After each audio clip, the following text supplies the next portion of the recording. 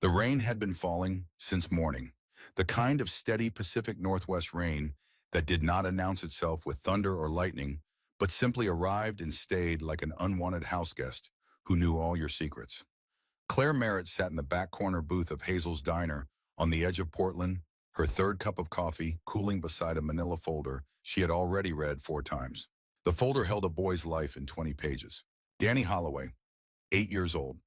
Brown eyes, dark hair that curled slightly at the ends when it was not combed. Missing 2 front teeth.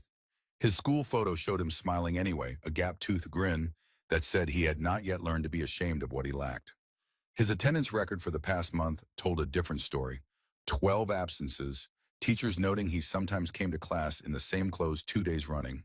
A neighbor's complaint about a child seen alone on the fire escape at midnight. His mother, listed as Nora Holloway, age 29, had not been seen in 14 days. Claire had opened this file 6 times since Friday.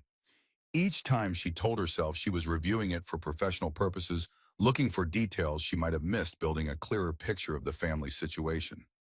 Each time she knew somewhere beneath the professional justification that she was actually just looking at his picture. The boy with the gap-toothed grin, the boy on the fire escape at midnight. She had 37 active cases. She was not supposed to let any one of them take up more space than the others. That was what the training said, and the training was correct, and she had not managed it once in 8 years. Some cases got under your skin. Some children looked at you from a photograph with eyes that already understood more than they should have to understand, and you carried them home with you, sat with them at dinner, woke up at 3 in the morning, calculating options you had not thought of yet. You were not supposed to, you did it anyway. The ones who didn't were not, in Claire's experience, better social workers. They were just better at a particular kind of distance that she had never managed to cultivate and had stopped trying. Claire closed the folder and pressed her fingers against her eyes. Outside the rain-streaked window, a man in a yellow slicker hurried past with a grocery bag held over his head. A pair of teenagers shared an umbrella outside the drugstore across the street. Simple things, the ordinary machinery of Tuesday afternoon in a city that kept moving no matter what was happening inside its walls. She thought about Danny on that fire escape, 8 years old, looking down at an empty street, waiting for someone to come home. Her brother Aaron had been 11 the first time he waited like that. Their mother working a double shift, their father somewhere between the 3rd bar and the 4th. Aaron sitting on the front steps of their house in Medford with his jacket pulled up over his head, not wanting to ring the bell and wake their grandmother, who had bad hips and needed her rest. Claire had been 8 herself then. She remembered finding him there when she walked home from a friend's house. She remembered sitting down beside him without saying anything, and how his shoulders had dropped with relief, and how they had sat together in the cooling evening air until the porch light came on. Aaron had been dead for 11 years. Fentanyl-laced pills from a dealer who had not bothered to cut them with anything honest. He was 31 years old and 3 months clean when it happened, which was the cruelest part. The part that still caught Claire off guard on ordinary mornings when she was driving to work, and a certain song came on the radio. She had become a social worker because she did not know what else to do with the grief. That was the honest answer, the one she did not give at interviews or on first dates. The cleaner version was that she wanted to help families in crisis. Both were true. They lived in the same house, her grief and her purpose, and had learned to share the space. She picked up her coffee, took a sip of something lukewarm and slightly bitter, and looked at Danny's school photo again. She had a meeting this afternoon with a judge who was reviewing the case. If she could not locate Nora Holloway, if there was no family to place Danny with, the boy would go into foster care by end of week. Claire had worked with enough families to know what that meant. It was not a death sentence. Good foster families existed. Decent placements existed. But Danny had already lost enough. Betty came by with the coffee pot. She was 60-something and had been working this counter since before Claire was in high school, and she had the particular gift of knowing when people needed refills and when they needed to be left alone. And she read Claire's mood now with the accuracy of long practice. Tough one, Betty said, nodding at the folder. They are all tough, Claire said. Then, because Betty had earned the honest version over years of early mornings and good coffee, this one has a kid alone in an apartment waiting for a mother who is not coming back on her own. I need to find family. Betty topped off the cup without commenting. She had heard enough of these from Claire to know that commentary was not what was wanted. What was wanted was coffee and proximity and the small comfort of being known. She provided all three and moved on. Claire wrapped her hands around the warm mug and looked at Danny's photo again. 8 years old, already an expert at waiting, already carrying the particular weight of a child who has understood, in the way children understand things before they have words for it, that the adults in his life are unreliable. That the question is not whether they will leave, but when. She had been that child once. Not in the same way, not with the same severity, but she had sat on those front steps with Aaron, and she had understood the specific arithmetic of it, the waiting, the watching, the end of the block for headlights, that were not coming. The way you learn to make yourself comfortable with uncertainty, because uncertainty was what there was. She was still staring at the photo when the door of Hazel's diner opened, with a sound like a small explosion. Not the bell above the door. The door itself hitting the frame with such force that the glass rattled in its pain and one of the hanging menu boards swung sideways on its hook. Cold, wet air rushed in. Claire looked up. 4 men stepped through the doorway. They were not the kind of men who belonged in Hazel's diner. She knew this the way you know certain things before your mind catches up with your instincts, in the way your body makes its assessment before language arrives. They were big, dressed in dark clothing, and they moved through the room like they were looking for something specific and had already decided they would find it. Claire registered the faces of the other diners in her peripheral vision. Betty, the waitress who had been refilling coffee at the counter, went very still. The retired couple by the window stopped mid-sentence. At the table nearest the door, a young woman and a little boy were sharing a plate of pancakes. The woman reached across and put her hand on the boy's arm. One of the 4 men looked at the boy. He looked at him with recognition. Claire felt it before she understood it. The angle of the man's attention. The way he stepped slightly to the left to get a clearer line of sight. The way his right hand moved toward the inside of his jacket with the calm, deliberate motion of someone who had done this before. She was out of her booth before she made the decision to move. Later, she would not be able to explain it adequately. Her supervisor would ask, the police would ask, the doctors would ask, and she would give them the version that made the most clinical, sense training, instinct assessment of threat to a vulnerable minor. All of it was true. None of it was complete. The complete version was that the boy looked like Aaron. Not in any specific way that Claire could have named in a lineup. Not the hair or the eyes or the shape of his face. Something else. Some quality of smallness and openness of a child who was still waiting for the world to be what it had promised him it would be. Claire saw it in the half-second between standing and moving, and then she stopped thinking and started running. She reached the table in 3 steps. She swept the boy up in her arms. She turned her back to the man with the gun. The first shot felt like being hit with a plank of wood. That was her first thought, or rather her body's first thought, before pain arrived with its full vocabulary. The impact spun her slightly, but she held on, curling herself around the small body in her arms, making herself as large as she could between the gun and the child. 3 more followed in quick succession. She heard screaming that she understood distantly to be the boy's mother. She heard shouting, a crash, the sound of something heavy hitting the floor. She became aware of the diner's linoleum against her cheek, cold and slightly sticky, smelling of industrial cleaner and old grease. She was still holding the boy. He was saying something. She could not make out the words, but she could feel his small hands on her face pressing against her cheek, and she understood that he was trying to help her, this child who had just watched a woman take 4 bullets. And something about that broke her heart and steadied her at the same time. Sirens in the distance. Boots on the floor, many of them heavy and purposeful, and then voices above her. After that, nothing for a very long time. She came back to consciousness the way you surface from a deep lake slowly, and with effort, aware of pressure and warmth and the muffled sound of voices before she could make out any words. Her first clear sensation was pain, deep and structural, the kind that exists not in any single location, but throughout a body, as though the body itself has been renegotiated. Her second sensation was confusion. The ceiling above her was wrong. Not the acoustic tile of a hospital, but exposed brick and metal ductwork, industrial piping running in parallel lines toward a wall she could not see. Somewhere nearby it, a machine beeped with steady indifference. An IV line ran from a stand to her arm. The light was dim and amber tone, coming from lamps that had been positioned around the space rather than from overhead fluorescence. She turned her head slowly because her body had filed urgent complaints about any faster movement. A man sat in a chair beside her bed. He was enormous. That was the first word her mind produced because it was the most accurate one. Not merely tall, but broad-built, with the density of someone who had spent decades doing physical work. His forearms crossed over his chest and wrapped in faded tattoos that had blurred at the edges with age. His hair was silver gray, worn short, and his beard was the same color and trimmed with the precision of someone who had decided that he would meet the world on his own terms but would do it neatly.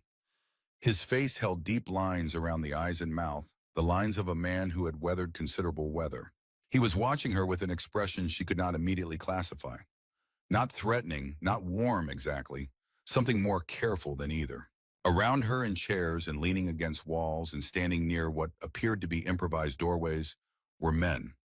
More men than she could count from her current angle, all of them wearing leather vests over dark clothing, all of them watching her. Iron Covenant MC read the patches on the vests. Portland, Oregon. She had worked enough cases in enough neighborhoods to know who they were. The large man in the chair uncrossed his arms and leaned slightly forward. His voice when he spoke was low and rough with the texture of gravel under slow water. Easy, he said.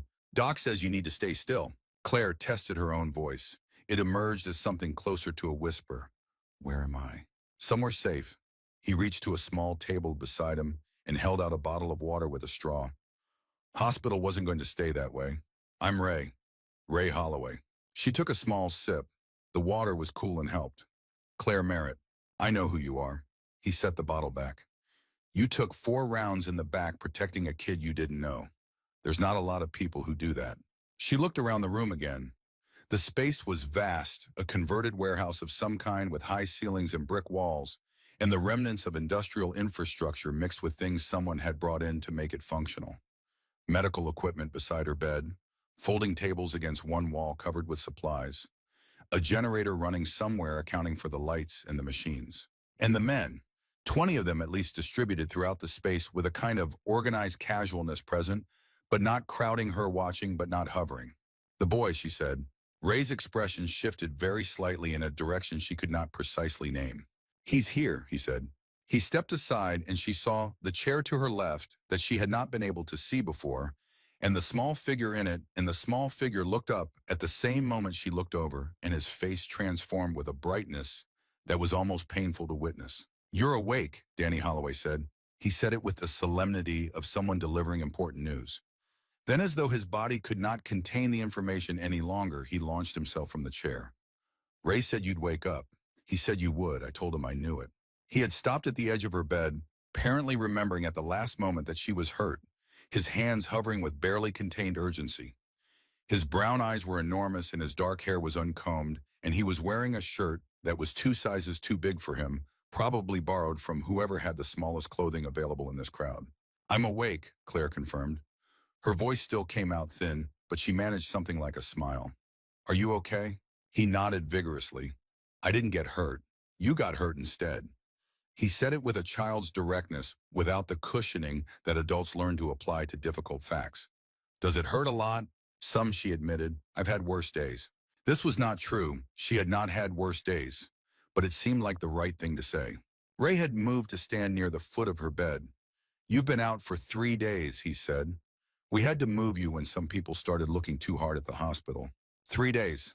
She processed that. 3 days unconscious then and now in a converted warehouse, surrounded by motorcycle club members, with a child she had never met before watching her with the concentrated intensity of someone who had decided that she was the most important thing in the room.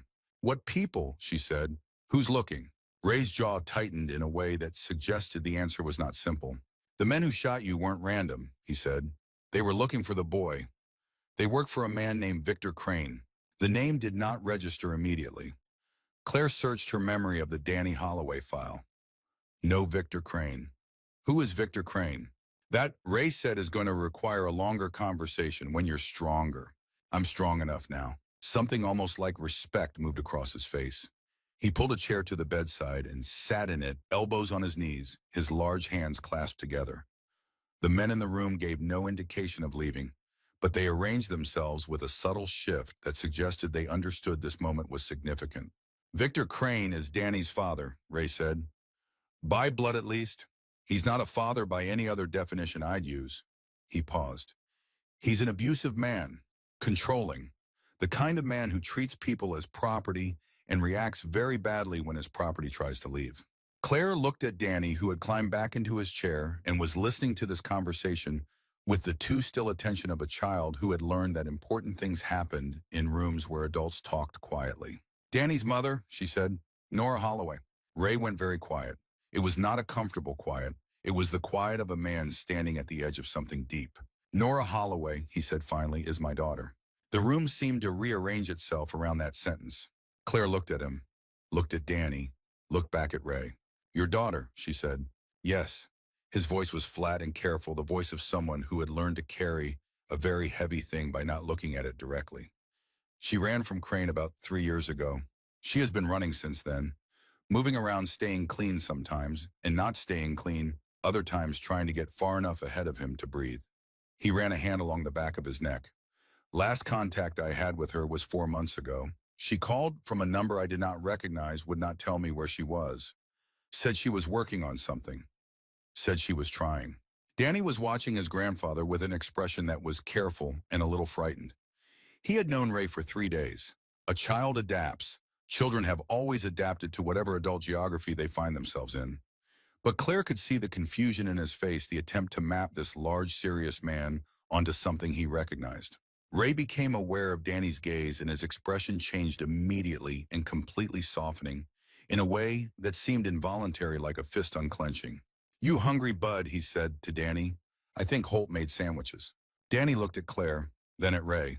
Some internal calculation happened behind his brown eyes. Can I eat here by Claire? Yeah, Ray said. I'll have someone bring them over. Danny seemed satisfied with this arrangement. He settled back into his chair with the air of someone who had negotiated a contract and found its terms acceptable. Claire watched Ray move away to speak quietly with one of his men, and she thought about what he had just told her. Danny Holloway's mother was Ray Holloway's daughter. The child she had followed into this entire situation was the grandson of the man who had pulled her out of a hospital room to keep her safe. And the man hunting for Danny was an abusive former partner who apparently had the resources and the motivation to send 4 men with guns into a diner on a Tuesday afternoon. She looked around the room again with different eyes. She had made a reflexive assessment when she first woke up, running along lines she was trained to question in herself, but that operated faster than any training. Men in leather vests, motorcycle club patches, the particular physicality of people who had spent time in proximity to violence. Threat, the primitive part of her brain had suggested. But she was looking now at a man in the far corner, enormous, perhaps 6'6", with the hands of someone built for heavy lifting, who was sitting cross-legged on the floor assembling a wooden puzzle with the methodical patience of someone who had nothing more important to do and nowhere else to be. Another man nearby was reading his book, held at arm's length, and his lips occasionally moving, someone who needed reading glasses and had forgotten to bring them. A third sat against the wall with his eyes closed and headphones in his foot, keeping time to something only he could hear. Not a collection of threats, a collection of men with the particular ordinariness of men who were waiting for something. A heavy-set man with close-cropped gray hair approached her bedside. He moved with the economical efficiency of someone who had done this before in many settings. Holt, he said by way of introduction. Former Army medic. I've been looking after your wounds. How's your pain level? Manageable, Claire said. That means bad, Holt said with a directness that she appreciated. I'll adjust your medication. The good news is that all 4 entry points were in the upper back. No damage to the spine, no penetration to the lung. You lost a significant amount of blood, but we got that stabilized. You'll be sore for months, but you'll walk fine, breathe fine, and function normally. Eventually. How long until I can move around? He considered. Tomorrow carefully. Next week with effort. Thank you, Claire said. He gave a short nod that suggested thanks were not necessary, but were not unwelcome. Danny came back with a plate of sandwiches, managing it with the two-handed focus of someone who had been entrusted with an important task. He set it carefully on the side table, and then sat back in his chair and watched Claire with the expression of someone who has prepared a gift and is waiting to see if it will be received properly. You should eat, he said. I will, she said. Are you eating too? He held up a sandwich he had apparently been keeping in his other hand. Already started. Ray returned and resumed his chair. For a moment, the 3 of them existed in a quiet that felt unusually comfortable given the circumstances. Rain against the warehouse's high windows. Danny eating his sandwich in methodical bites. Ray watching the room with the alert stillness of a man who had been responsible for other people's safety for a long time. Claire watched Ray watching Danny, and she thought she understood something about why he had intervened at the hospital, why he had pulled resources and personnel to set up a medical facility in a warehouse, why 20 men were sitting in a large room with nothing to do except be present. He was doing it for the grandson he had barely known he had. He was doing it for the daughter who was not here to receive it. He was making a bet that he could protect what mattered this time, when last time he had not been there to try. Over the next 2 days, Claire learned the architecture of the place and its inhabitants. The warehouse had been arranged with more thought than its industrial skeleton suggested. The main floor held what served as a common area with the medical equipment that attended to Claire in one quadrant, and folding tables and chairs distributed across the rest. There were 3 separate rooms partitioned off with repurposed office dividers and heavy curtains. The men rotated through in shifts. Some were present at all hours, maintaining what amounted to a standing guard.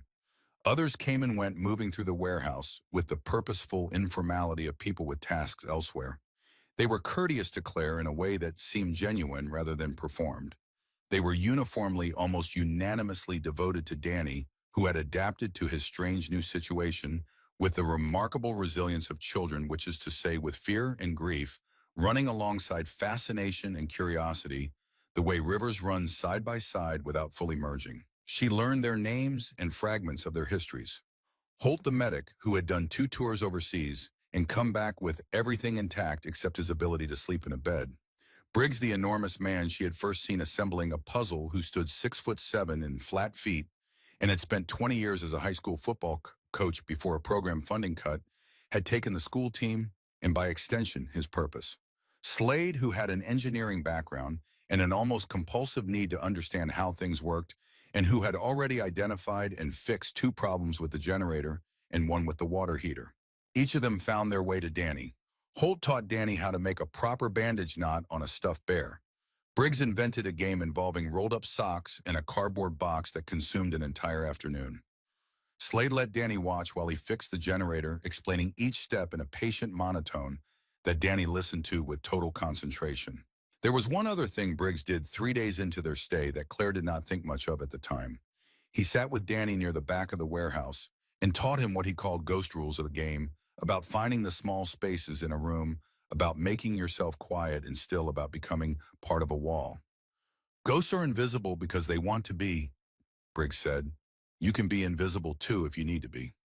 Danny practiced with great seriousness, tucking himself into corners and behind crates, holding his breath, watching Briggs try and fail to find him with the theatrical bafflement of a man genuinely outwitted.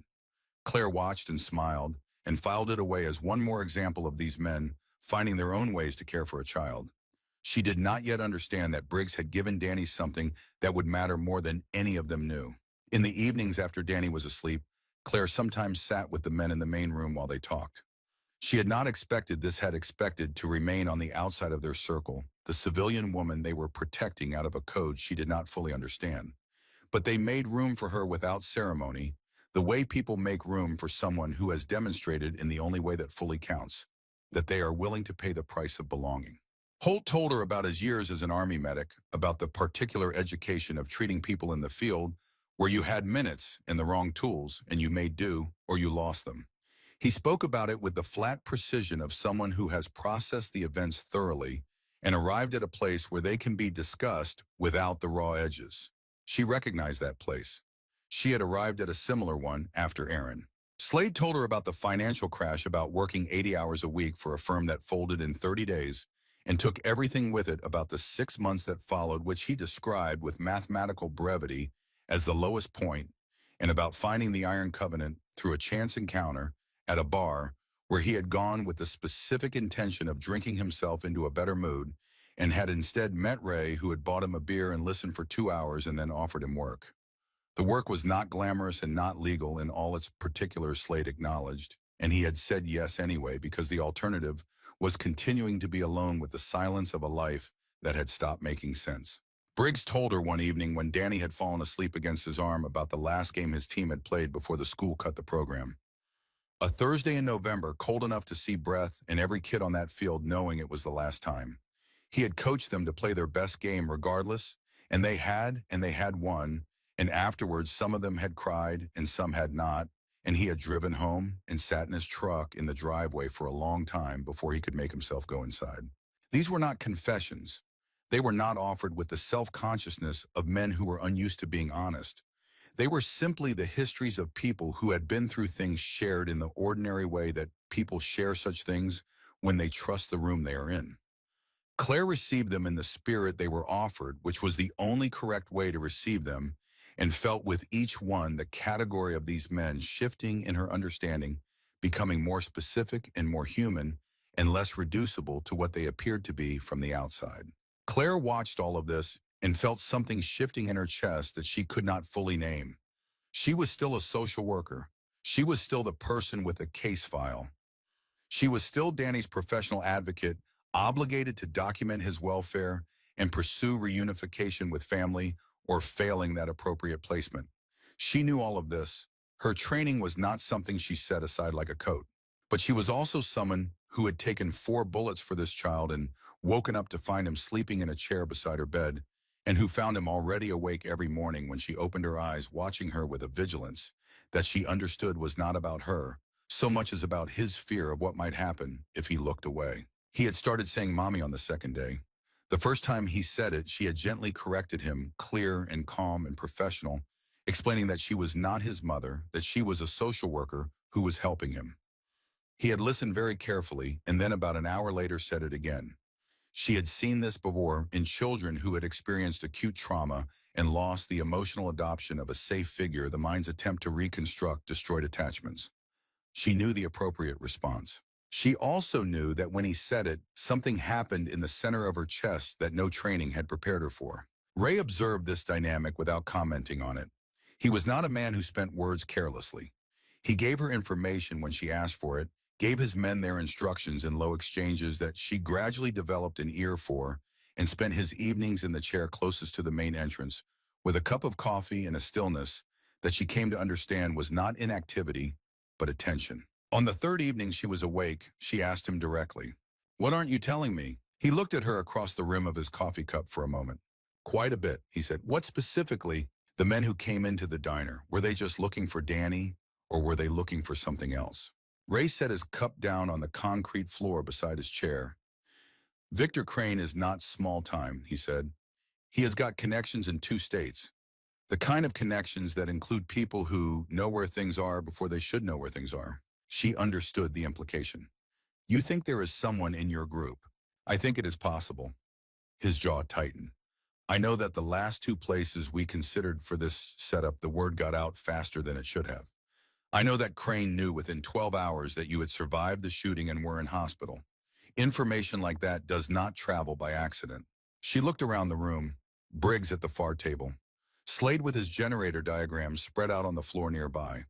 2 younger members she had not fully learned yet, playing cards without apparent concern. "What are you going to do?" "Watch and wait," Ray said. "Whoever it is, they will make another mistake. People do." He picked up his coffee again. "Until then, we assume the perimeter is not as clean as we would like, and we operate accordingly." She nodded slowly. This was not comfortable information, but she appreciated that he had given it to her. He was treating her as someone who had a right to understand the situation she was in, which was not the way some men spoke to women they were supposedly protecting. She filed that away as information about who he was. That night, Danny had a nightmare. She woke to the sound of him crying out a high, desperate sound, and she was sitting up before she was fully conscious, reaching across to where he had made his bed on the cot beside hers. He was shaking, tears streaming, his small hands clutching at air. She gathered him without thinking. He came to her immediately, burying his face in her shoulder, his breathing ragged and hitching. "I'm here," she said. "You're safe. I'm right here." He cried himself out against her shoulder while she held him and rubbed his back and listened to his breathing slowly stabilize. When he was quiet, when the shaking had stopped and only the occasional shudder remained, he pulled back far enough to look at her face. "Don't go," he said. His voice was small and absolutely serious. "I'm not going anywhere," she said.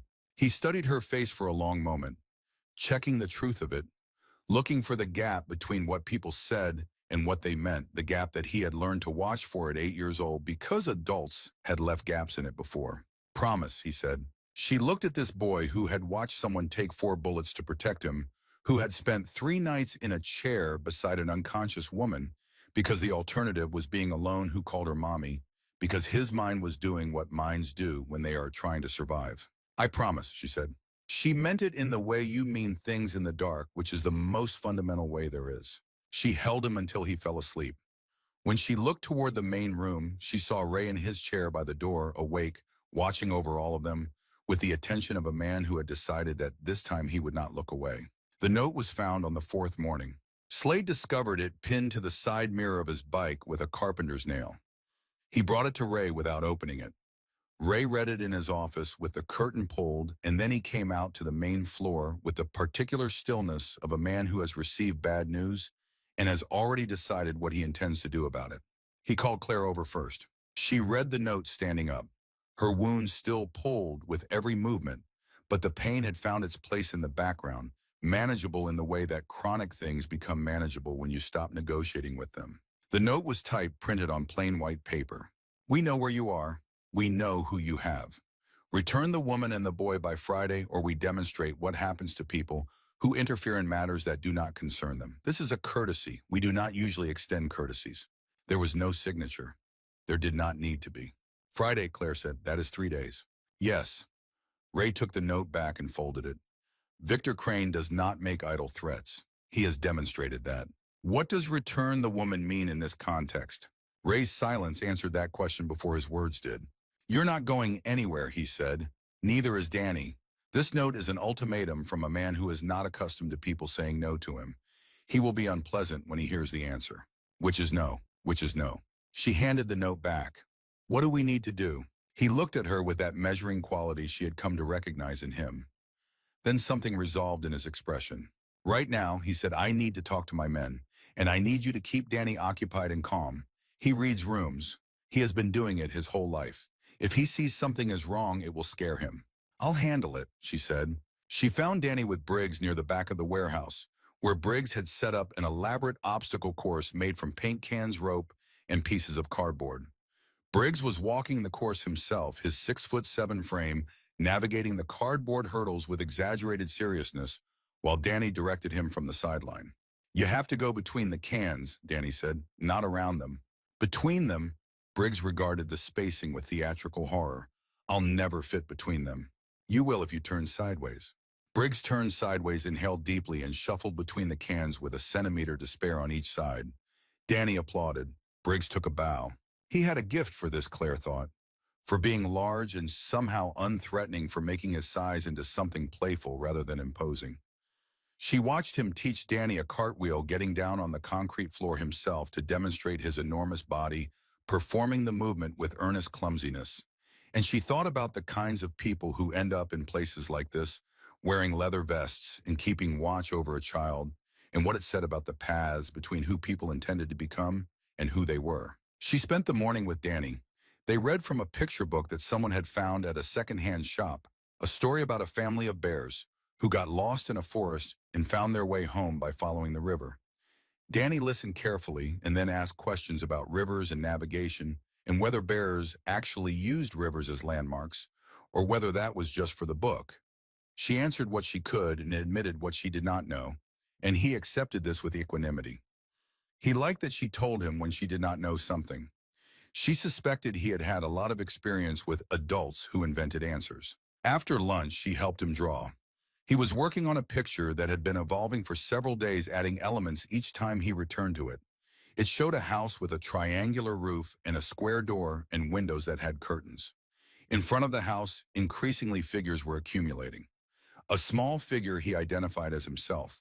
A taller figure that was Claire. An even taller figure, larger than both, that he had colored in with a gray crayon. She did not ask about the gray figure. She thought she knew. Ray came to find her in the early afternoon. He sat across from her at the folding table and looked at the surface of his coffee cup for a moment, the way people look at things when they are choosing the order of their words. I want to tell you something about Nora, he said. She looked up. She was extraordinary, he said. That is not something every father gets to say, but it was true. Smart, stubborn. When she was 6 years old, she decided she was going to learn to play the piano, and she taught herself from a book. No lessons. She just sat down at the library and worked through it until she could play. He shook his head slightly. She applied to college on a full scholarship. He stopped. Victor Crane was charming, he said. That is the only explanation I have for it, because Nora was not naive. She was the least naive person I knew. But charming is a particular kind of tool, and when someone uses it well, it does not look like a tool. It looks like being chosen, being seen. He set his cup down. By the time I understood what was happening, she was already in it.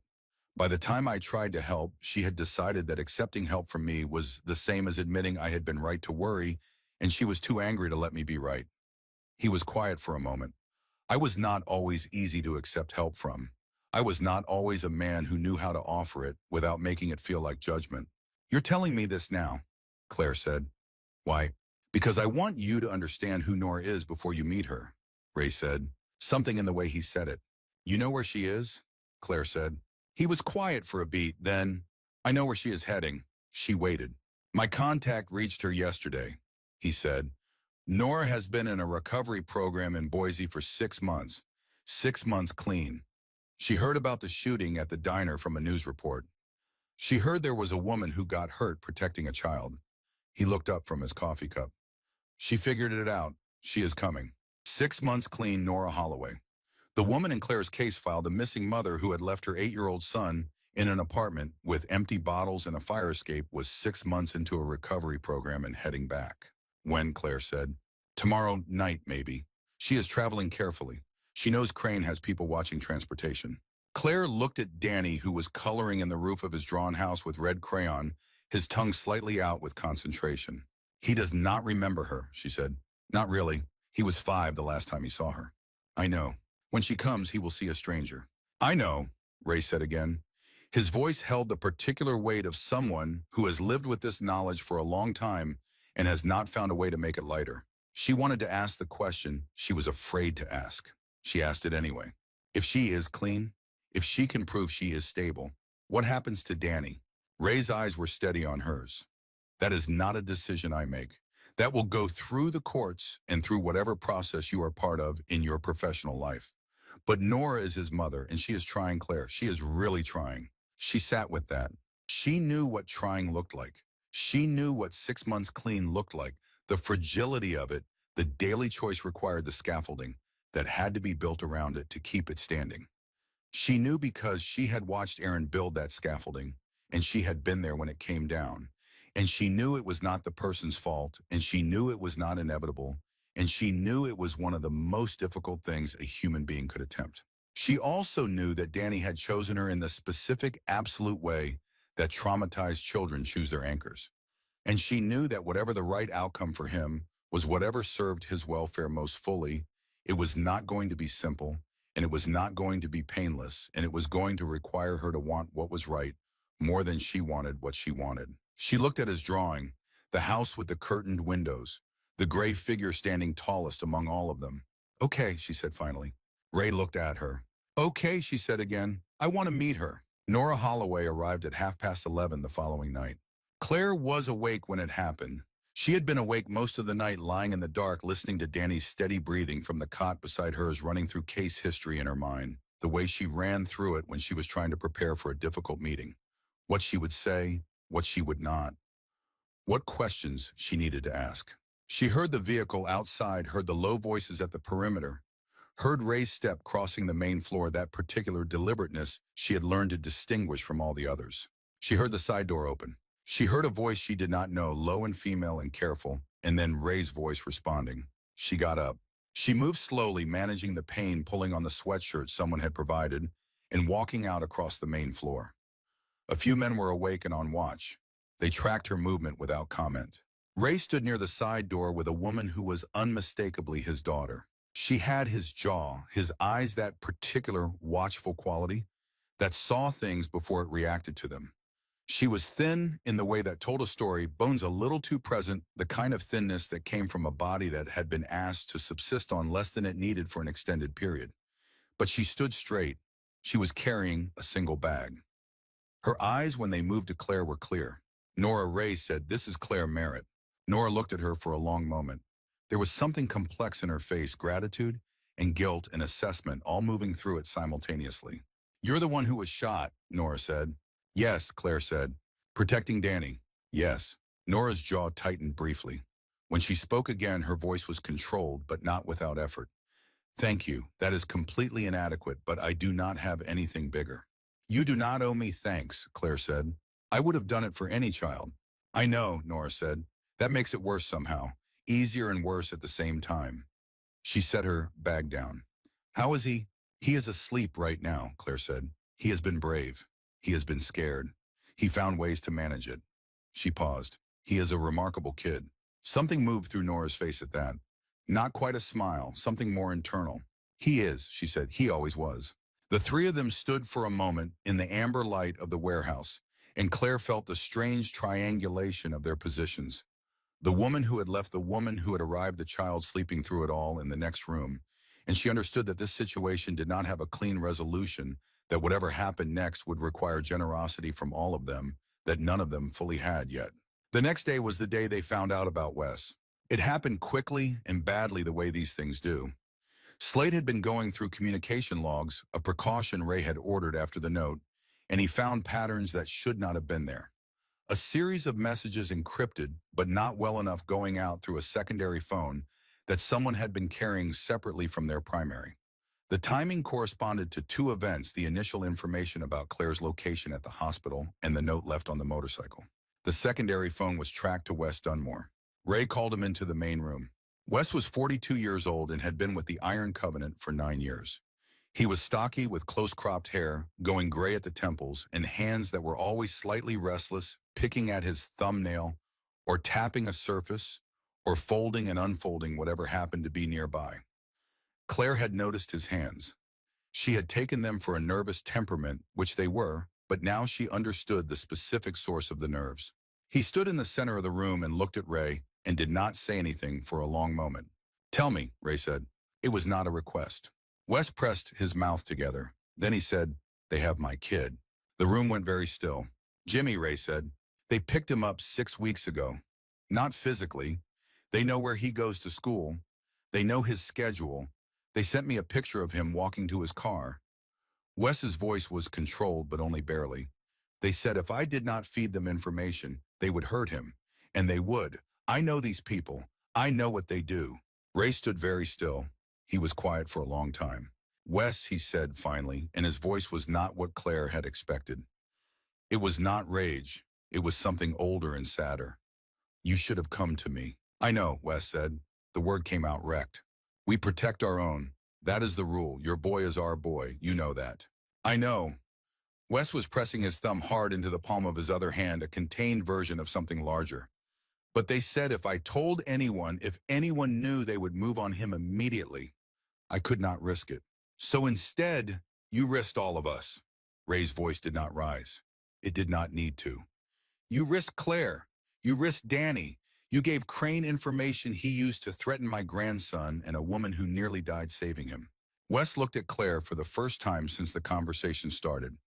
It was the look of a man who has done a wrong thing for a reason that seemed sufficient until it was not. I'm sorry, he said. Claire had been standing near the edge of the room. She felt the pressure of what was expected in this situation, the anger, the condemnation, the call for something punitive. She felt Ray gathering himself for it. She spoke before he could. He was protecting his son, she said. The same way you are protecting Danny, the same way I protected Danny in that diner. She looked at Ray. You told me that is who you people are, that you protect what matters. So does he. He just did not know how to do it without betraying something else. The room was very quiet. Ray looked at her for a long moment. Then he looked at Wes. Where is Jimmy now, he said. His mother has him. They do not know about his mother's apartment. What do they think they have on you? The school, his daily schedule. Ray turned to Slade. Get Jimmy Dunmore out of his school and into a location Crane cannot access. Today. He looked back at Wes. You are off the rotation. You are not off the team.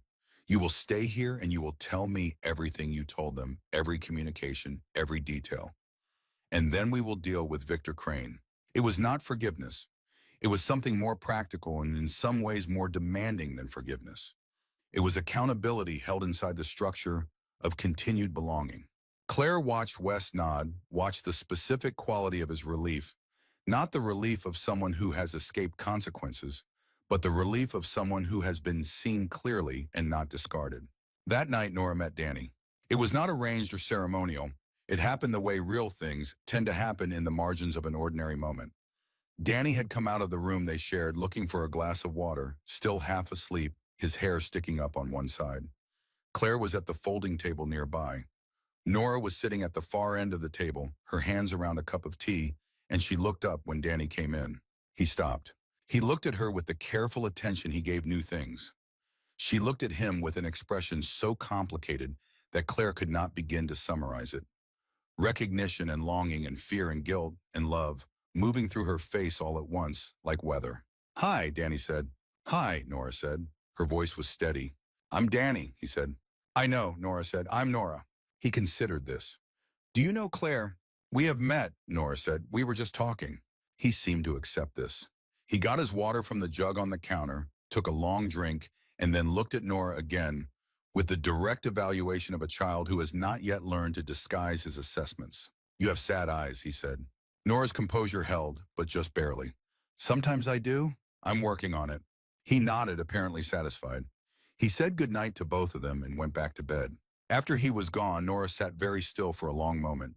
Then she pressed the back of her hand against her mouth and closed her eyes, and Claire understood she was managing something large and doing it quietly, which was its own kind of strength. "He does not know," Nora said eventually. "No," Claire said. "Ray says we should not tell him yet, not until things are more settled." "I think that is right," Claire said carefully. "He is managing a lot already.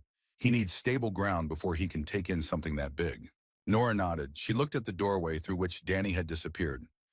"He looks like his father did when I first met him," she said, "before I knew what was underneath." "No, that is not right. Victor was never what he seemed. Danny is exactly what he seems. That is the difference."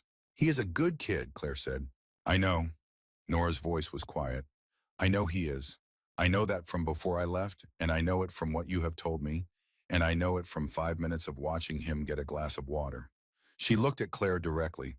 "I know he calls you Mommy." "Yes," Claire said. "I am not going to ask you to stop that," Nora said. "I lost the right to ask for things like that a long time ago.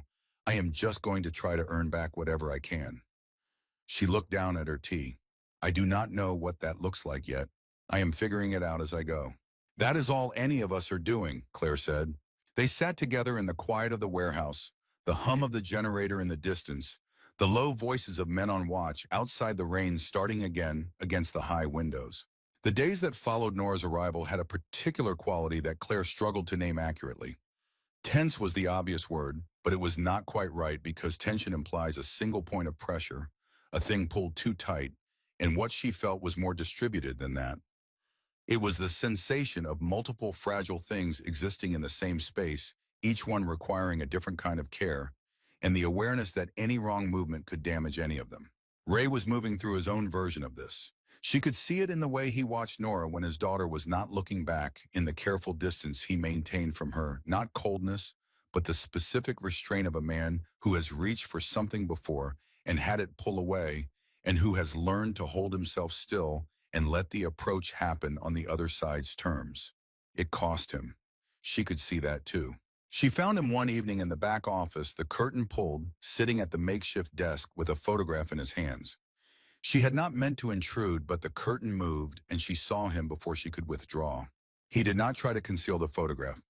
He held it for a moment longer and then set it on the desk, and she could see that it showed a young girl, perhaps 12, wearing a softball uniform and holding a small trophy with both hands. She was grinning at the camera with the uninhibited joy of a child who has not yet learned to be strategic about her happiness. She had raised jaw and raised eyes, and she looked like someone who would grow up to be exactly who she wanted to be. "Nora," Claire said. It was not a question. "State tournament," Ray said. "She pitched the whole game. Should have been resting her arm, but she would not hear of it." He looked at the photograph for another moment. She had a gift for deciding what was non-negotiable and then making it so. "She still does," Claire said carefully. Something moved through his face. "Yes," he said, "she does." He picked up the photograph and placed it in the inside pocket of his vest close to his chest, and Claire understood that it had lived there for a long time. She thought about what it meant to carry a person like that, to have them close even when they were not present, to keep the version of them that was unspoiled intact held against the accumulation of everything that had happened since. She had done the same thing with Aaron. The photograph on her dresser at home, the one from his 31st birthday, 3 months before he died. He was laughing at something off camera, his head thrown back, completely unguarded. She had chosen it deliberately because it showed him at his most himself before the last relapse, before the fear had come back into his eyes. She kept that version close. She was allowed to. So was Ray. She is trying, Claire said. She showed up. That took something. I know, Ray said. I am trying to remember that the showing up is the beginning and not to expect the rest of it to come all at once. He paused. I was not a patient man for most of my life. You seem patient now, she said. I am learning, he said. Late. That is still learning, she said. He looked at her across the desk for a moment with the assessing quality she had come to expect from him, and then something else, something that did not quite have a name yet, but that she was beginning to recognize. Slade took it on the encrypted line and came to Ray with his face carefully neutral, which was worse than if he had looked alarmed. 30 men, Slade said, coming from the south, 2 hours maybe less. Crane is with them. Ray stood up in a single motion. Tell me the composition. Mixed vehicles, bikes and trucks, armed. Our contact says Crane is making noise about ending this personally. Ray turned to the room. The change in him was immediate, in total equality of focused command that reminded Claire of watching people shift from civilian to military in the space of a breath. Some internal mode activated that organized everything outward. We are not running, he said. We hold here. He looked at Claire. You and Danny and Nora to the safe room. Now. I want to help, Claire said. You are helping, Ray said. You are keeping Danny safe. That is the most important thing that will happen tonight. She went to get Danny. She found him awake. He had heard things in the room's tone and texture that she had not said aloud because he had been reading rooms his whole life and knew the vocabulary. Something's happening, he said. Yes, she said. She sat on the edge of his cot. Some people are coming who are not friendly. The Iron Covenant is going to handle it. We need to go somewhere safe while they do. The bad men from the diner. The people behind them, she said. But listen to me. Do you remember what Briggs taught you, the ghost rules? He nodded immediately, his eyes sharpening. We might need them tonight, she said. Danny got up and put on his shoes without being asked. They found Nora already at the safe room door, a reinforced space near the back of the warehouse. She had a backpack, some supplies, a flashlight. She looked at Danny with the same complicated expression Claire had learned to recognize in her love held carefully so it did not overflow and frighten him. Hey, Danny said to her. Hey, Nora said. They went in. The room was small and solid with cinder block walls and a heavy door. They could hear the warehouse outside, the muffled sounds of preparation, the rumble of Ray's voice giving instructions. Claire sat on the floor with Danny between her and Nora, their backs to the wall. Danny leaned against Claire's shoulder. After a while, without any particular preamble, he turned and looked at Nora. You have sad eyes again, he said. I know, Nora said. He seemed to think about this.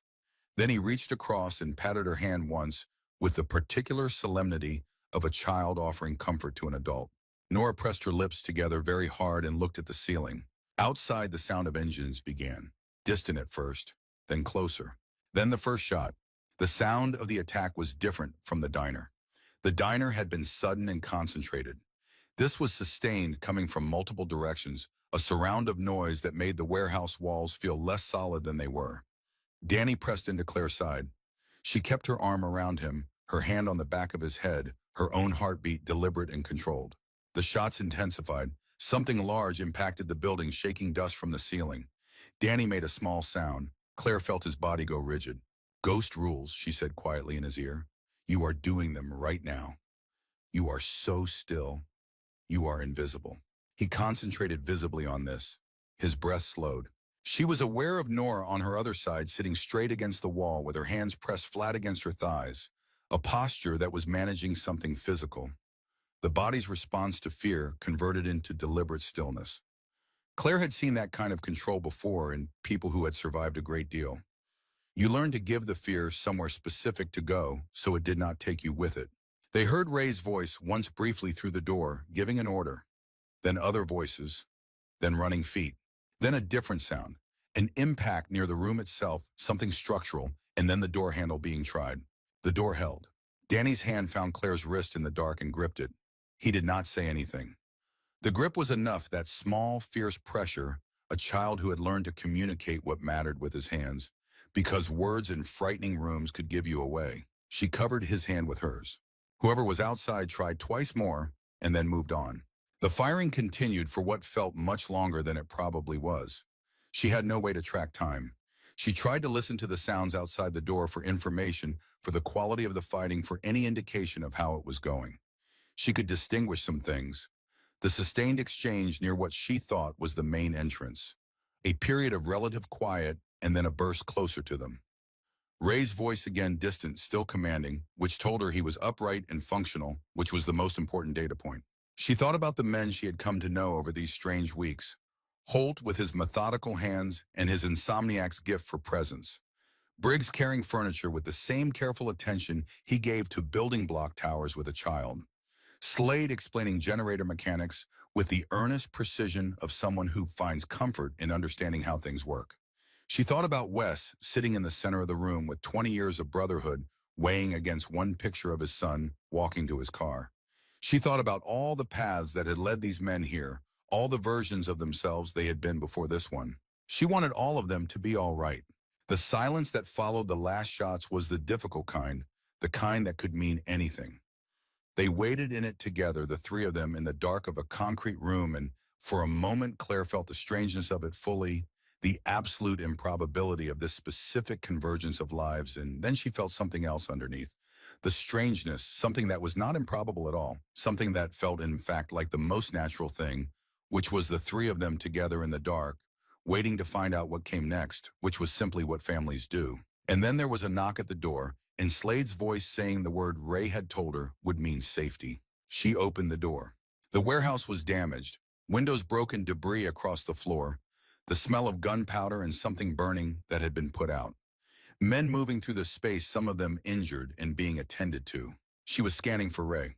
She heard him before she saw him, his voice rougher than usual, giving an instruction to someone near the far wall. She followed the sound. He was sitting with his back against the wall, his shirt dark with blood on the left side, his face pale, but his eyes open. Holt was beside him, already working. Through and through, Holt said when Claire arrived. Lung is intact. He will need surgery, but he is stable right now. Ray looked at her. His expression held something that was not quite pain, or was pain organized around something else. Nora, he said. She is here, Claire said. She is fine. Danny is fine. He let out a breath. Victor, she said. Holt answered. He ran. 3 of his men are down. The rest scattered. Claire crouched beside Ray. His hand moved slightly on the floor beside him. She covered it with hers. You are going to need actual surgery, she said. A real hospital. I know, he said. Which means we are going to the police. Probably, he agreed. She felt the enormity of what was still ahead. Victor Crane still loose, Danny's custody still unresolved, Nora's recovery still fragile. None of it was finished. Most of it was just beginning. But Ray's hand was warm under hers, and Danny was somewhere behind her calling her name, and Nora was moving toward her father with the particular quality of a person who had finally stopped running. Stay with me, Claire said to Ray. It was the same thing Danny had said to her in the dark, carrying the same weight, the same fundamental request. Ray looked at her. Where else would I go, he said. The hospital smelled of antiseptic and forced air, and the particular institutional quiet of a place where serious things were being managed with professional calm. Ray Holloway had gone into surgery at 2 in the morning. He came out at 5:30. The doctor, a compact woman with efficient hands, told Claire that the bullet had passed through cleanly, that no vital structures had been compromised, and that provided infection was managed, and he rested appropriately, he would recover fully. He will not rest appropriately, Claire said. No, the doctor said with the tone of someone who has been told this about patients before. They never do. The waiting room held 12 members of the Iron Covenant. They occupied the available seating and a portion of the floor and maintained a stillness that the nursing staff seemed to have decided was more manageable than the alternative of asking them to leave. The only sounds were the occasional murmured exchange and the vending machine in the corner, which Briggs had visited 3 times in the past 2 hours for reasons that seemed more occupational than nutritional. Danny slept against Claire's shoulder.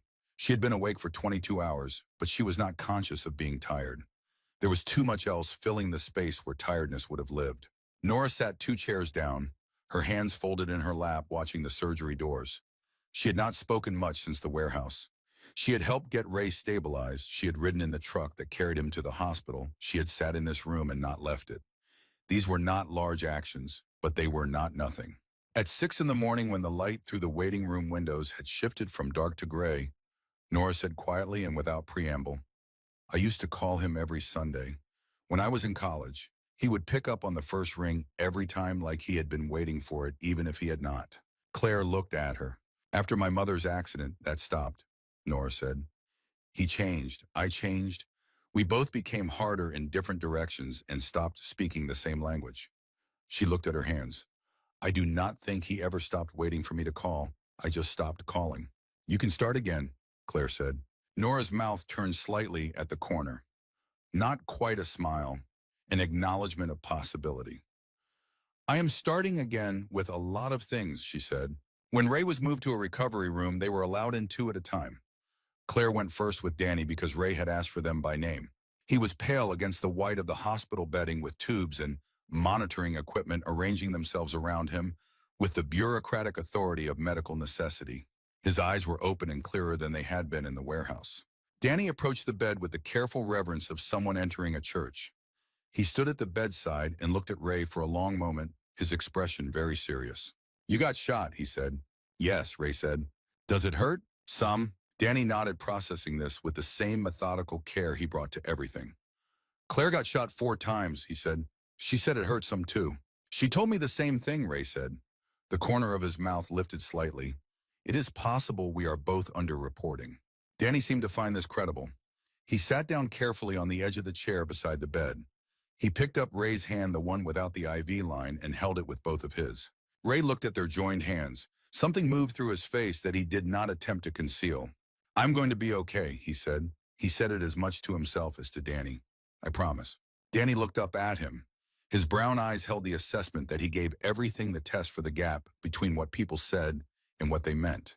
"Okay," Danny said. He kept holding Ray's hand. Claire sat beside them, and the morning came in through the hospital window steady and gray and Portland typical, and she thought about what comes after. She had been afraid to think about after. It was a social worker's particular occupational hazard being so embedded in the immediate crisis that the resolution feels abstract, something that would happen to a future version of yourself who was better rested and better informed. But the immediate crisis was resolving at least this phase of it, and after was arriving, whether she felt ready or not. Victor Crane was still unaccounted for. That was the fact that lived at the back of everything else. She had 4 missed calls from a detective named Aldridge, who had been working the case since the diner shooting, and who had by now a very different understanding of what that case encompassed. She took out her phone. She called Detective Aldridge. They spoke for 40 minutes. She told him everything: the diner, the warehouse, the note, the attack, Wes and his son Crane and his men. She told it plainly and completely, without editorial, in the voice she used when presenting case information to a judge. She answered his questions. She gave him everything she had. At the end, he was quiet for a moment. "Ms. Merritt," and he said, "I need you to understand that you and several people you have been staying with are going to have to come in and give formal statements. Some of what happened in that warehouse may have legal implications for members of the Iron Covenant." "I understand," she said. "And Crane, we have been building a case against him for 2 years. What you have given me tonight, the connection to the diner, the attack, the note, that is enough for a warrant." He paused. "If he is smart, he is running. But men like Crane are not usually smart when they are angry." "No," she said, "they are not." "We will find him," Aldridge said. She went back into the room where Ray and Danny were still keeping their quiet vigil. Danny had fallen asleep, his head resting on his crossed arms on the edge of the bed. Ray was watching him with an expression that needed no translation. "I called the police," Claire said quietly. "A detective named Aldridge. They are going after Crane." Ray looked at her for a moment. She could see him assessing the legal exposure, the risk, all the calculations of a man who had spent his life operating in the spaces beside the law. "Good," he said finally. His voice was rough from the anesthesia and from the morning, but the word was certain. She raised her eyebrows slightly. "I am 61 years old, and," he said, "I am done with the alternative." He looked at Danny's sleeping head on his arm. "My grandson needs to be able to go to school without someone watching the exits. My daughter needs to be able to sit on a park bench without looking over her shoulder." His jaw tightened. Crane does not get to own what is left of our lives. Not one more day. Nora came in an hour later. She stood in the doorway for a moment, taking in the scene. Her father in the hospital bed, Danny asleep at his arm, Claire in the chair. Something resolved in her face, some decision made. She crossed the room and sat on the edge of the bed beside Ray. He looked at her. She looked at him. The silence between them held years of it. The phone calls that stopped the Sunday mornings. The accident that changed them.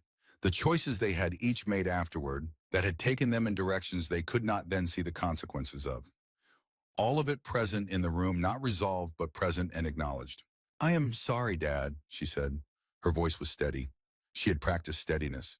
She had built it over 6 months, and she was using it now for something that mattered more than anything she had used it for yet. Ray's hand moved on the bedding, slow and deliberate. He put it over hers. "I know," he said. It was not absolution and it was not dismissal. It was two people beginning to find their way back to the same language. Danny stirred at Ray's arm, lifted his head, blinked at Nora. "You are here," he said, with the mild approval of someone who has decided this person is acceptable. "I am here," Nora said. He lay his head back down on his arms and went back to sleep. The three of them sat in the morning light, and Claire watched them and felt the specific quality of a thing that was broken but could be repaired, not into its original form, which was gone, but into something different that carried the memory of the original without being defeated by it. Later that morning, when Danny was asleep again, and Ray was drifting in and out of the light sedation they had given him for the pain, Nora and Claire sat in the two chairs beside his bed and talked in the quiet way that people talk in hospital rooms, with an honesty that the setting seems to require. Nora talked about Boise, about the first weeks of the program, which she described with the flat specificity of someone reporting on a physical process rather than an emotional one, and then gradually as she talked with more texture. The counselor she had initially found unbearably perceptive and had grown to trust. The other women in her group, their different paths to the same room. The morning she had woken up and realized she had slept through the night without waking in a cold panic for the first time in years, and how ordinary it had felt, and how extraordinary that ordinariness was. She talked about thinking about Danny every day, about the specific guilt of that, the way it was simultaneously a reason to keep going, and a wound she could not stop pressing. She had not known when she left how long she would be gone. She had told herself it would be temporary, that she was getting herself well, so she could come back better. And part of that was true, and part of it was the story you tell yourself, because the alternative was too heavy to carry, while also doing everything else recovery required. "I know he does not remember me," Nora said. "I know he looks at me and sees a stranger. That is the thing I earned. I understand that." She looked at Ray sleeping in the bed. "I kept thinking that coming back would feel like reclaiming something. It does not feel like that. It feels like starting from the beginning, which is probably what it is." "It is what it is," Claire said. "That is not as bad as it sounds." Nora looked at her. "How do you do that?" she said. "Do what?" "Say the true thing without making it feel like a verdict." Claire thought about that for a moment. "Practice," she said finally, "and the understanding that most people already know the true thing. They are not looking for someone to tell them. They are looking for someone to sit with them while they figure out how to live with it." Nora was quiet for a while. "He is happy," she said finally. "Danny, when he is with you." "Yes," Claire said. "That matters more than anything else," Nora said. "I need you to know that I know that." She looked at her hands. "I am not here to take him back before he is ready. I am not here to insist on rights I forfeited. I am here because I want to be part of whatever comes next, in whatever way he can tolerate, in whatever way is good for him." She looked up. "And because my father is in that bed with a bullet hole in him, and I was done running." Claire nodded. "All right," she said. "It was enough for now. Sometimes enough for now was the whole of what was possible, and you built from there." Detective Aldridge called Claire with the information. Crane had been moving north, apparently toward Canada, when he was stopped at a routine traffic check in Washington state. The officer ran his plates. The warrant had been entered the previous day. He was taken into custody without incident, which Aldridge said with a tone that suggested he found this mildly disappointing. There were charges: conspiracy to commit assault, attempted kidnapping, domestic violence offenses from a prior case that had been suppressed by intimidation of witnesses and that Nora was now prepared to testify to. Aldridge said carefully that the prosecutorial outlook was positive. Claire told Ray first because He was the one who most needed to hear it. He sat with the information for a long moment. She watched his face go through several things and arrive at something that was not quite peace, but was adjacent to it, the specific look of a man who has been carrying an armed weight and has been told he can set it down. Okay, he said. Okay, she agreed. She told Danny later in terms he could understand that the bad man who had scared people was being taken care of by the police and did not need to be worried about anymore. Danny listened with the seriousness he brought to everything, asked several clarifying questions about the mechanics of arrest, and then said, "So we do not have to hide anymore." "No," she said, "we do not have to hide." He thought about this. "Can we go to the park?" "Yes," she said, "we can go to the park."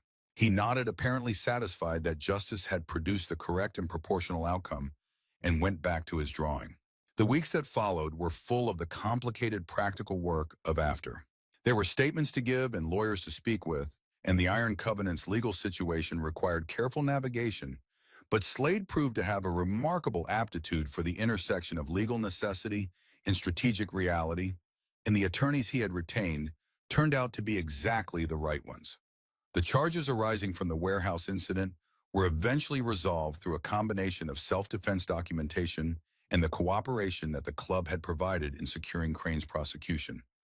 It took time. These things always took time. Claire filed paperwork with her agency, reported her own situation with the honesty that her supervisor had come to expect from her over 8 years, and answered the questions about her conduct with the directness she knew would be required. She had stayed in an unsanctioned situation with a minor. She had made decisions outside her professional mandate. She had also, her supervisor noted, dryly taken 4 bullets for a child, which was not standard casework practice, but was difficult to categorize as negligence. She was placed on administrative leave during the review. She used the time to be with Danny. The custody question was the most complicated thing, and it took the longest. Nora's 6 months of sobriety were verified and documented. She continued her program, attending meetings in Portland, now rather than Boise, maintaining the scaffolding she had built. She met weekly with a counselor who specialized in recovery and trauma. She was honest with the courts about her history in a way that her attorney told her was both courageous and legally strategic. She was not yet, she told the judge in her hearing, ready to be a full-time parent. She said this plainly and without performance, in the voice of someone who had decided that honesty was more useful than what she wanted to appear to be. "I know what my son needs," she said.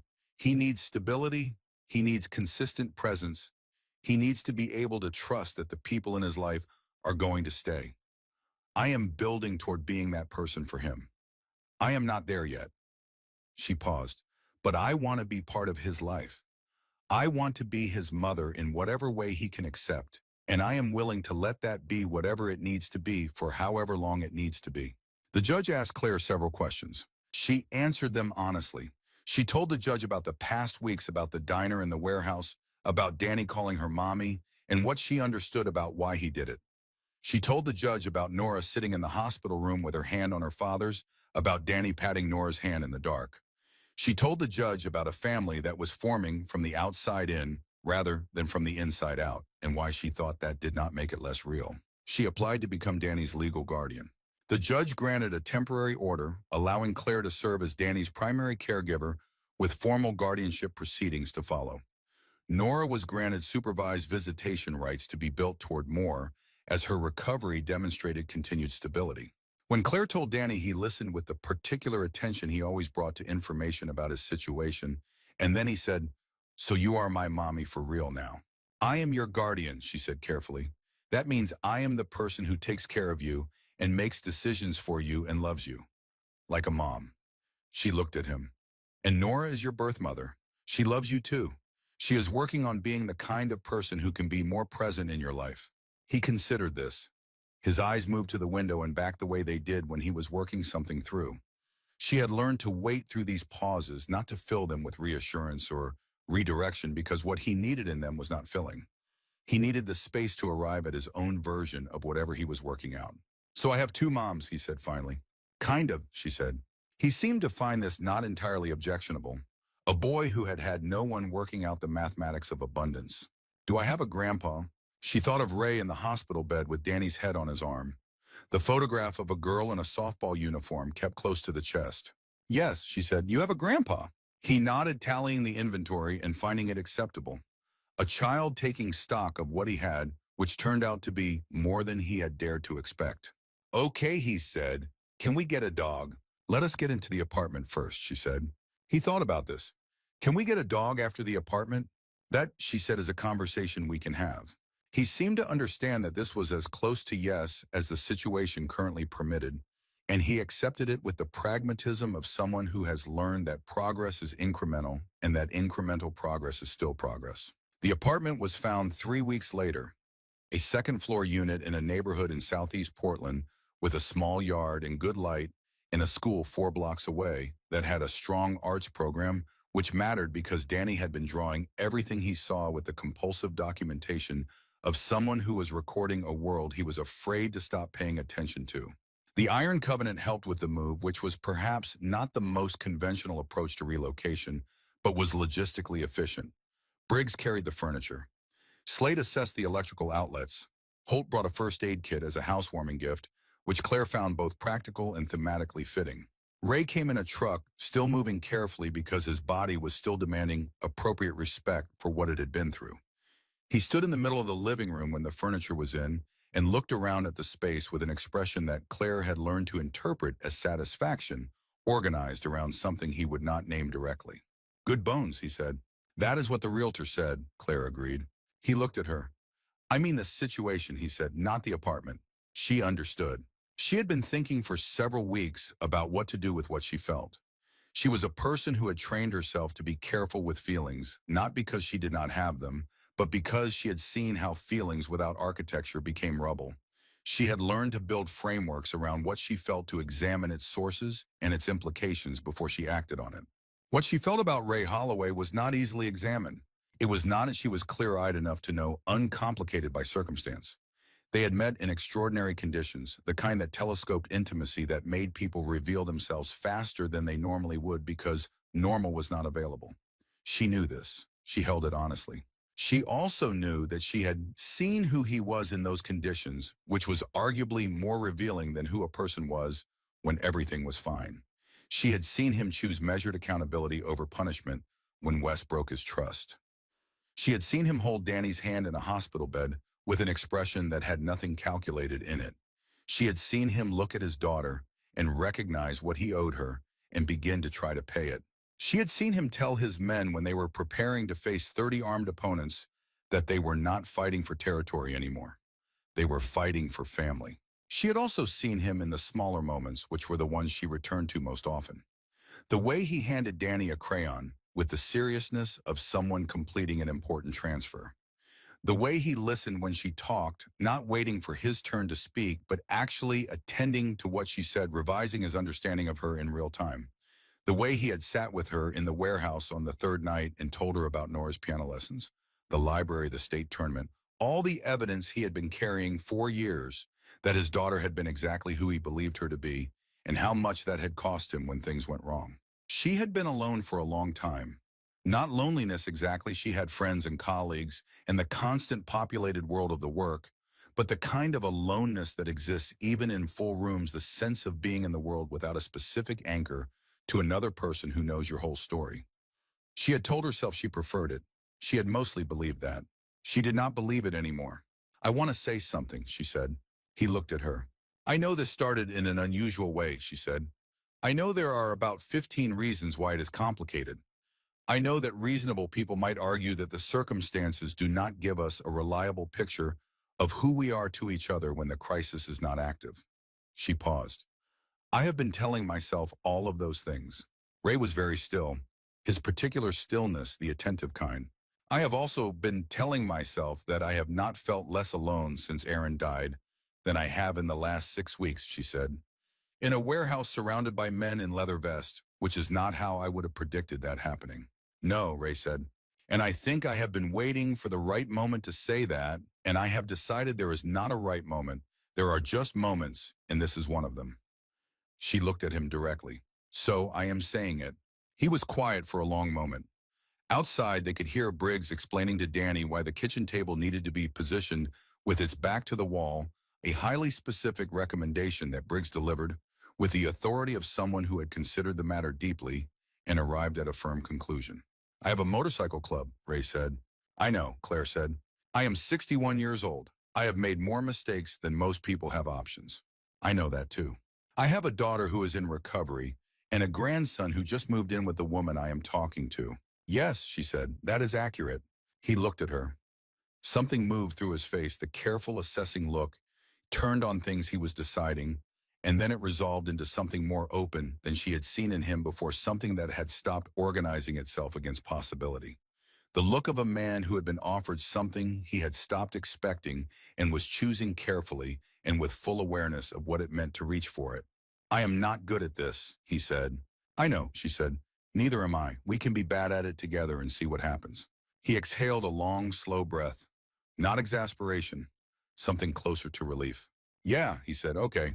Nora's first unsupervised visit with Danny happened on a Saturday in late October, when the Oregon rain had taken on its autumn character, heavier and more committed. She brought a kit for making friendship bracelets that she had found at a craft store, and she and Danny sat at the kitchen table for 2 hours following the instructions with varying degrees of success. And Claire made coffee and stayed in the next room and let it be what it was. She could hear them through the thin wall, Danny explaining things to Nora with the patient authority he brought to any subject he had studied, which was everything that crossed his path. Nora asking questions, real ones, questions that wanted actual answers, rather than the kind of questions adults ask children when they are performing interest. She heard Danny laugh once, a surprise laugh, the kind that catches you off guard, and she set down her coffee cup and pressed her hand flat against the wall for a moment, just to feel the warmth of the room on the other side. At the end of the visit, Danny showed Nora the bracelet he had made. It was uneven with the pattern going wrong somewhere in the middle, but it was complete. It is for you, he said. She held it in both hands for a moment.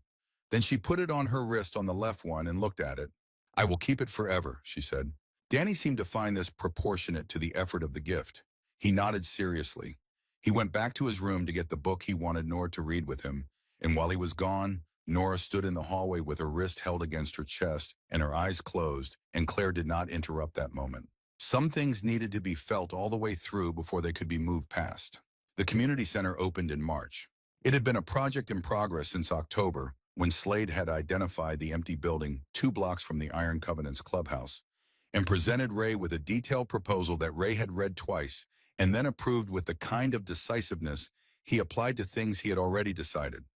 The renovation had taken 4 months, which was faster than anyone expected, because it turned out that 20 men with construction skills, personal investment in the outcome, and a general orientation toward getting things done could accomplish a great deal in 4 months. They called it the Covenant Community Center, which was honest without being explanatory. It offered after-school programs 3 days a week staffed by volunteers and coordinated by a woman named Patrice, who had run a similar program in East Portland before funding cuts closed it. It offered a weekly meal that was open to anyone who came. It offered counseling services through a rotating group of licensed professionals who had agreed to provide their services at a substantially reduced rate because Slade had made a persuasive case that the need existed and the alternative was to do nothing. Claire organized the social services component working with her agency, which had welcomed her back after the administrative review, concluded with a finding that her conduct, while unconventional, had not violated her core professional obligations to create referral pathways that connected the center's clients to the broader support network. Nora facilitated the recovery support group on Tuesday evenings. She had asked for this specifically. She was good at it in the way that people are good at things they have lived through with an authority that textbooks could not provide. Danny came after school on the program days and helped in the ways that 8-year-olds help, which is to say with enormous enthusiasm and imperfect execution. He had become particularly attached to the task of setting out chairs, which he approached with the architectural concentration of someone laying plans for a large building. Briggs had taught him a system for it, which he now explained to any new volunteer who appeared uncertain. On the day of the opening, Claire stood in the center's main room and watched people arrive. Neighborhood residents, some cautious, some curious. Families with children. An elderly man from the next block who had initially regarded the renovation with the deep suspicion of someone who had learned to be wary of change and who now stopped in the doorway with an expression of reconsidering. The Iron Covenant members had dressed for the occasion in the way that they dressed for any occasion, which is to say in their vests, in their boots, and their particular bearing, but there was something different in the room from what there had been in the warehouse. The warehouse had been a defensive formation. This was something else. This was men who had decided to be visible on different terms to offer their presence as protection of a different kind, not the kind that stood between danger and the vulnerable, but the kind that said the vulnerable were welcome here, and we will make sure of it. Ray stood by the window at the far end of the room, talking to the pastor from the church 2 blocks over, who had come to offer his congregation support and had apparently discovered in Ray a more complicated man than he had anticipated based on the quality of his attention. Claire watched them from across the room and thought about all the things that were simultaneously true about this man, the things that she had learned slowly and out of order, the way you learn most things that matter. He was a man who had run from his grief by leading others. He was a man who had confused authority with presence and paid for it in the specific currency of a daughter's lost years. He was a man who had been honest with her from the beginning, even when the honesty was unflattering, even when it would have been easier to perform a version of himself that required less explanation. He was a man learning late and deliberately how to hold space for other people's pain without trying to manage it into a shape that was more comfortable for him. She was not naive about what that meant for the future. She had not arrived at 34 years old without understanding that the work of becoming a person who could sustain love was exactly that work, ongoing and nonlinear, full of reversals and renegotiations. She had done that work herself. She was still doing it. She expected to do it for the rest of her life, which was fine. The alternative was not doing it, and she had seen where that led. She thought about her supervisor's face when she had filed the paperwork for Danny's guardianship. The careful professional neutrality that had cracked very slightly into something that might have been approval or relief or simply the recognition that this was right. 8 years of watching Claire manage her grief into purpose, and here was the purpose taking a form that had not been in any plan either of them had made. She thought about this place and what it stood for now. Not the building itself, which was just a building, old brick and repaired windows and floors that still showed the scuff marks of whatever had occupied this space before. What it stood for was harder to name and more important. It stood for the proposition that people who had been written off could write themselves back in, that the men who frightened you in one context could feed you in another. That redemption was not a single dramatic moment, but a long sequence of ordinary ones, each one unremarkable in itself, accumulating over time into something that changed the shape of a life. Ray had understood this before she did. He had been practicing it for years in the charity runs, in the food drives, and the elderly neighbors checked on after storms, in all the ways the Iron Covenant had quietly served a community that was not always certain it wanted to be served by them. He had been building toward this long before she arrived in that diner with a case file and a cold cup of coffee. She had simply walked into the middle of something already in motion and added her particular piece of it. She thought about what Holt had said to her once during one of the evenings in the warehouse when they had been talking while Danny slept. He had said that the thing about being a medic in the field was that you stopped thinking in terms of saving people and started thinking in terms of giving them the best possible chance. You could not guarantee outcomes. You could be skilled and prepared and fully present and still lose someone. What you could control was the quality of your attention, whether you showed up, whether you stayed. She had been showing up and staying since she was 8 years old. She had done it imperfectly and sometimes painfully, and with a great deal of the stumbling that comes with not yet having the words for what you are doing. But she had done it. She was doing it now. She would keep doing it. Danny careened across the room toward them, pursued at a leisurely pace by Briggs, who was allegedly helping him carry a stack of napkins and had apparently lost track of the napkins somewhere. "Claire," Danny arrived slightly breathless. "Patrice says we can make the name tags.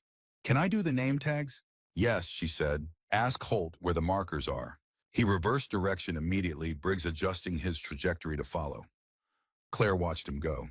She thought about the diner, the rain against the window, the case file she had read 4 times, Danny's school photo with the gap-toothed smile that said he had not yet learned to be ashamed of what he lacked. He had a home now. He had her. He had Ray, who would stand at the edges of rooms and watch over him with the patient ferocity of someone who had been given a second chance to get this right. He had Nora carefully and slowly building something from the ground up one Saturday at a time. He had Briggs and Holt and Slade and all the others who had become in their particular leather-vested way the most reliable uncles anyone could want. He had, against every reasonable probability, more than he had ever had before. She thought about Aaron. She thought about him the way she always thought about him now, the way grief settles into the body after a long time and becomes less like an injury and more like a changed landscape, something you navigate around and through, but no longer stumble over. She thought about him sitting on the front steps in Medford with his jacket over his head, and she thought about 8-year-old Claire sitting down beside him, and she thought about all the years between that moment and this one, all the cases in the courtrooms, and the early mornings in diners with cold coffee, all the children whose files she had carried home, and set down the ones she had helped, and the ones she had not been able to help, and the ones she was still not sure about. She thought about what it had cost to get here and what it had given her, and she could not, even in the honest privacy of her own mind, say the cost had not been worth it. You cannot save everyone. She had known this for years. She had built her professional practice around the honest acceptance of it. But you could show up. You could sit beside people in the dark and refuse to leave. You could take 4 bullets if it came to that, which was not standard casework practice, but which turned out to have consequences that were worth everything they cost. Across the room, Nora was helping an older woman find a chair, her hand gentle at the woman's elbow, her head bent to hear what she was saying. In 6 months of recovery, group work, she had developed the same quality that Claire recognized in good social workers, the ability to make people feel seen without making them feel examined. It was not a skill you could be taught exactly. It was something that came from having needed it yourself and remembered what it felt like to receive it. Ray's hand found hers, not a gesture of rescue or protection, something simpler and more durable. 2 people in the same place choosing to stay there. Outside, through the center's new windows, Portland did what Portland does. Rain coming in at a slight angle, the streets going dark and shining people on the sidewalk, moving with the practiced efficiency of those who have made their peace with the weather. Inside, Danny found the markers and began making name tags with the concentrated effort of a child who has been given a real job and intends to do it properly. He held the first one up when he was done and showed it to Briggs, who read it with the gravity it deserved and nodded his enormous head in approval. Danny's face did the thing it did when the world confirmed that he had done something right, that quick, bright opening, the gap-toothed grin from the photograph, the smile of a boy who was still learning to stop being surprised when good things held. Nora came in through the side door, her coat damp, her eyes clear, and saw her father and Claire at the window, and saw Danny at the table, and allowed herself a moment to simply look at all of it before she went to help. She stopped at Danny's table first. She leaned down and looked at the name tag he was making and said something that made him look up at her with that bright, evaluating expression. He turned on things he was deciding about, and then he slid the name tag across the table and handed her a marker, and she sat down beside him and began to help, and it was as ordinary and as extraordinary as that. Some things break in ways that seem final and turn out not to be. Some families form from disaster and turn out to be exactly what they were supposed to be. Some stories start with a woman alone in a diner with a cold cup of coffee and a case file and a photograph of a boy with a gap-toothed smile, and end somewhere so far from where they started that the beginning seems in retrospect like a country she once visited in a dream, real and gone and part of her all at once. Not an ending. A beginning that had finally found its proper shape.